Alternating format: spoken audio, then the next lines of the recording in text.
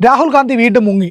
അത്ഭുതമൊന്നുമില്ല കേൾക്കുമ്പോൾ. കാരണം ഇലക്ഷൻ പ്രചരണത്തിന്റെ നടുക്ക് വെച്ച് രാഹുൽ ഗാന്ധി 2 വട്ടം മുങ്ങിയത് നമ്മൾ തൊട്ടു മുമ്പേ കണ്ടതുമാണ്. രാഹുൽ ഗാന്ധി ഇത്തവണ പോയത് എങ്ങോട്ടാണ് എന്നുള്ള ചോദ്യം വരുന്നുണ്ട്.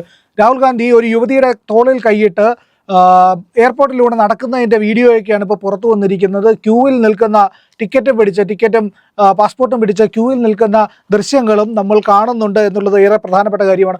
നേരത്തെ ബീഹാർ ഇലക്ഷൻ്റെ പ്രചരണത്തിൻ്റെ മധ്യത്തിൽ വെച്ചിട്ടാണ് രാഹുൽ ഗാന്ധി മധ്യപ്രദേശിലെ പച്മർഹിയിലെ സത്പുര ടൈഗർ റിസർവിലുള്ള പർപ്പാനിയിലെ ജംഗിൾ സഫാരിക്ക് പോയത്. അവിടെ ജംഗിൾ സഫാരിക്ക് പണ്ടൊക്കെ നമ്മൾ ഈ കാട്ടിൽ വെടിവെക്കാനൊക്കെ പോകുമല്ലോ, അതുപോലെ വേട്ടയ്ക്കുമൊക്കെ പോകുന്നത് പോലെയാണ്, പണ്ട് കാലത്ത് പോയിരുന്നത് പോലെയാണ് രാഹുൽ ഗാന്ധി ഇപ്പോൾ കാട്ടിൽ പോയത് എന്നുള്ളത് നമുക്ക് കാര്യം മനസ്സിലാവുന്നതാണ്.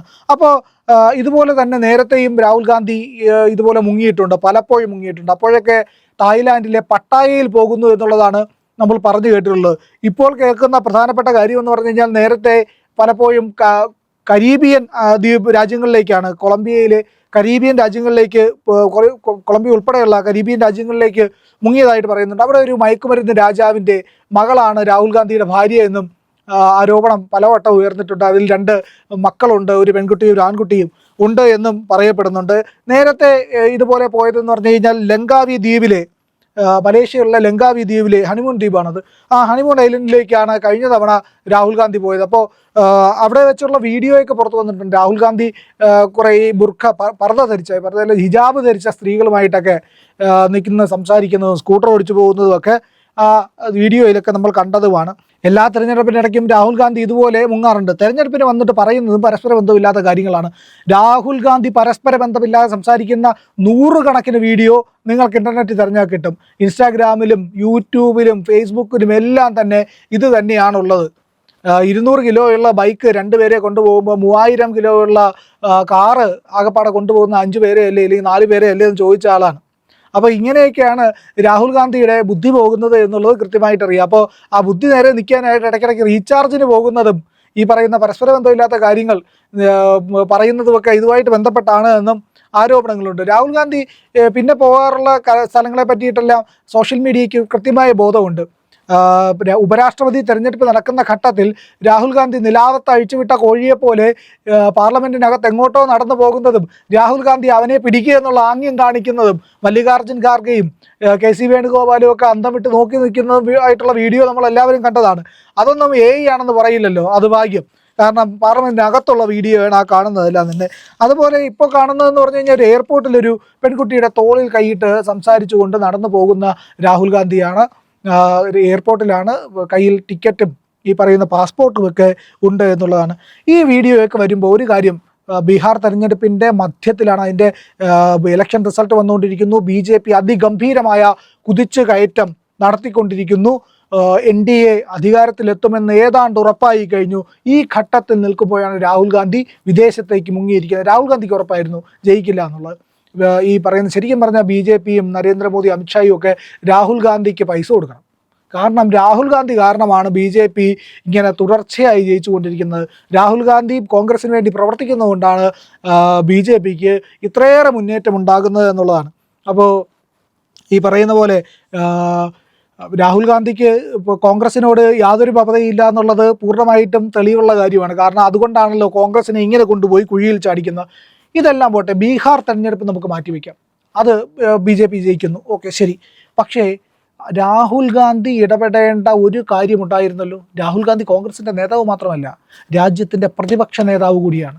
ആ രാഹുൽ ഗാന്ധി ദില്ലി സ്ഫോടനമുണ്ടായി 72 മണിക്കൂർ പിന്നിട്ടിട്ടും എന്തുകൊണ്ടാണ് അതിനെ അപലപിക്കാത്തത്, ഒരു അനുശോചനം രേഖപ്പെടുത്താത്തത്? 13 ജീവനുകൾ പൊലിഞ്ഞ സ്ഫോടനമാണ്. ഭീകരാക്രമണത്തിനെതിരെ സംസാരിക്കാൻ രാഹുൽ ഗാന്ധിക്ക് എന്തുകൊണ്ടാണ് നാവ് പൊങ്ങാത്തത്?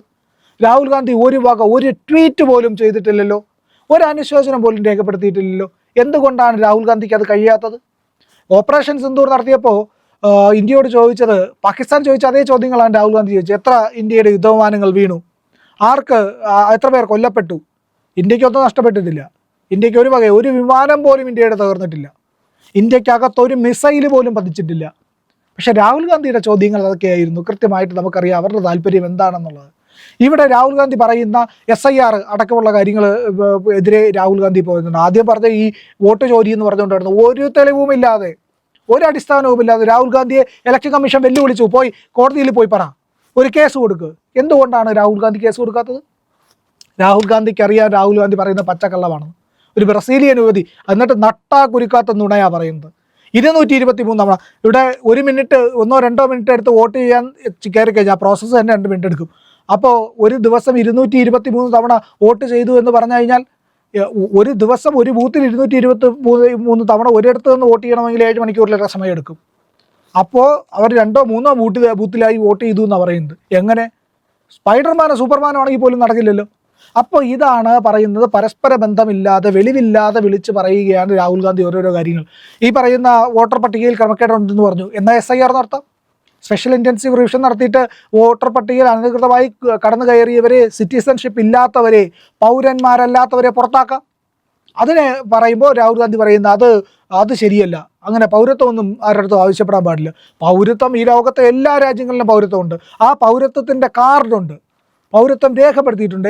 ഈ രാജ്യങ്ങളിൽ ആരൊക്കെ ജീവിക്കുന്നു എന്നുള്ളതിനെ പറ്റിയിട്ട് രേഖ ഉണ്ടാക്കണം. ആ രേഖയുടെ അടിസ്ഥാനത്തിൽ മാത്രമേ ഇവിടെ പൗരത്വം കൊടുക്കാൻ പറ്റൂ. ഇല്ലാത്തൊരു രാജ്യത്തിന് പുറത്തു പോകണം. അത് പറയുമ്പോൾ മറ്റേതെങ്കിലും രാജ്യത്ത് നടക്കും. വിസ കാലാവധി നിർത്തി കഴിഞ്ഞാൽ ഏതെങ്കിലും രാജ്യത്ത് തങ്ങാൻ പറ്റൂ. ഇവിടെ അനധികൃതമായി രാജ്യത്ത് ഇന്ത്യയിൽ കോടിക്കണക്കിന് ആൾക്കാർ ബംഗ്ലാദേശികളും മറ്റ് വിദേശികളുമായിട്ടുള്ളവർ കഴിയുന്നുണ്ട്. അവരെ പുറത്താക്കേണ്ടത് ഏറ്റവും അനിവാര്യമായിട്ടുള്ള കാര്യം. ഒരു രാജ്യത്തും നടക്കാത്ത കാര്യമാണ് അവിടുത്തെ പൗരത്വമില്ലാതെ കുടിയേറി വന്ന് ഒരു ID കാർഡ് ഉണ്ടാക്കി അവിടെ താമസിക്കുക എന്നുള്ളത്. വേറെ അമേരിക്ക പോയാൽ നടക്കുമോ? അവരെ അടിച്ച് വെളിയിലാക്കും. അവർ ചങ്ങലയും വെച്ച് വിമാനത്തിൽ കയറ്റിയൊക്കെ നാട് കടത്തും. സ്വാഭാവികമാണ്. ഇന്ത്യ അത് ചെയ്യേണ്ടതാണ്, എത്രയും വേഗം ചെയ്യണം. ഇവിടെ SIR കൊണ്ടുവരാമെന്ന് പറയുമ്പോൾ അതിനെതിരെ നിലവിളിയാണ്. മുൻപ് മതപരിവർത്തന മാഫിയകൾ ഇവിടെ വലിയ രീതിയിൽ മതപരിവർത്തനം നടത്തിക്കൊണ്ടിരുന്നപ്പോൾ ഇവിടുത്തെ ഹിന്ദു സംഘടനകളെല്ലാം പറഞ്ഞു, ഇത് ചെയ്യരുത്, മതപരിവർത്തനം നടത്താൻ പാടില്ല, മതപരിവർത്തന നിരോധന നിയമം കൊണ്ടുവരണം. ഇത് പറഞ്ഞേ അത് പാടില്ല, അത് അവകാശ ലംഘനമാണ്, മത സ്വാതന്ത്ര്യത്തിനെതിരാണ്. അപ്പോൾ നേരെ ഹിന്ദു സംഘടനകൾ BSP അടക്കമുള്ളവർ ഒന്നിച്ചു. അവർ എന്നിട്ട് എന്ത് ചെയ്തു? അവർ ഘർ വാപ്പസി നടത്തിയപ്പോൾ നൂറുകണക്കിന് ആയിരക്കണക്കിന് ആൾക്കാർ ഹിന്ദു മതത്തിലേക്ക് തിരികെ വന്നു. വീട്ടിലേക്ക് തിരികെ വരിക എന്ന ആഹ്വാനം ഏറ്റെടുത്തു. ഇപ്പോഴും അത് അതിഗംഭീരമായി നടന്നുകൊണ്ടിരിക്കുന്നു, അതിശക്തമായിട്ട്. ഘർ വാപ്പസി ഇന്ത്യയിലാകമാനം നടക്കുന്നുണ്ട്. അപ്പോൾ അത് നടക്കുമ്പോൾ ഇപ്പോൾ പറയുകയാണ്, അയ്യോ അത് പാടില്ല, മതപരിവർത്തനം നടത്താൻ പാടില്ല, മതപരിവർത്തന നിരോധന നിയമം കൊണ്ടുവരണമെന്ന് അവരെ കൊണ്ട് തന്നെ പറയിച്ചു. അതുപോലെയാണ് ഇവർ വോട്ടർ പട്ടിക ശുചീകരിക്കണം, അത് വൃത്തിയാക്കണം. ഇതിൽ മാലിന്യങ്ങളുണ്ടല്ലോ, കടന്നു കയറിയ വിദേശികൾ, ബംഗ്ലാദേശികളൊക്കെ, അവരെ കടിച്ച് വെളിയിലാക്കണമെന്ന് അവർ പറയുമ്പോൾ SIR നടപ്പിലാക്കി. അപ്പോൾ അവരത് വേണ്ടാന്ന് പറയുക. ഇതേ കാര്യം അവരെ കൊണ്ട് പറയിച്ച് നടപ്പിലാക്കിയെടുക്കുക എന്നുള്ളത് BJPയുടെ തന്ത്രമാണ്. BJP അത് കൃത്യമായിട്ട് ചെയ്യുകയും ചെയ്യും. BJPക്ക് നടപ്പിലാക്കാനും അറിയാം. എന്തായാലും രാഹുൽ ഗാന്ധി രാജ്യത്ത് നിന്ന് മുങ്ങിയിരിക്കുന്നു, റീചാർജ് ചെയ്യാൻ വേണ്ടി വിദേശത്ത് എത്തിയിരിക്കുന്നു. ബീഹാർ തെരഞ്ഞെടുപ്പിൽ BJP വൻ മുന്നേറ്റം ഉണ്ടാക്കുമ്പോൾ രാഹുൽ ഗാന്ധി എവിടെ? രാഹുൽ ഗാന്ധി ഒരു പെങ്കൊച്ചിൻ്റെ തോളി കൈയിട്ട് വിദേശത്തേക്ക് പോയി, വീഡിയോ കണ്ടല്ലോ നമ്മൾ. അതാണ് സംഭവിച്ചു കൊണ്ടിരിക്കുന്നത്. രാഹുൽ ഗാന്ധി പട്ടായയിലേക്ക് മുങ്ങിയോ എന്നുള്ളതാണ് ചോദ്യം.